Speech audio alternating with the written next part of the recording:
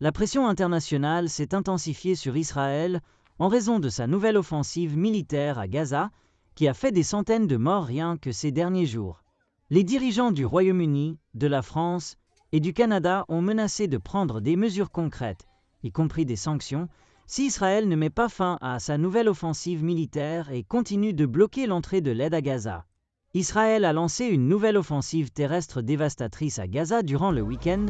précisément lorsque le président des États-Unis, Donald Trump, a quitté la région sans signer d'accord de cessez-le-feu. L'armée israélienne a déclaré que ses forces se sont déplacées dans le nord et le sud de Gaza au cours de la journée passée, dans le cadre de la nouvelle offensive, qu'Israël a averti qu'elle se déroulerait si le Hamas n'acceptait pas un nouvel accord de cessez-le-feu selon ses conditions. L'opération terrestre est intervenue après plusieurs jours de lourdes frappes aériennes dans la bande de Gaza, qui, selon les autorités sanitaires locales, ont anéanti des familles entières.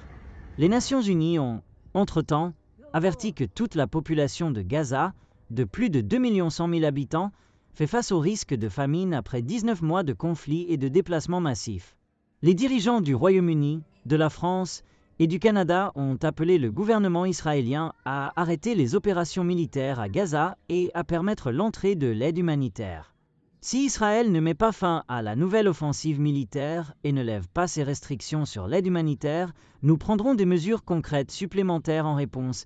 indique une déclaration conjointe des dirigeants.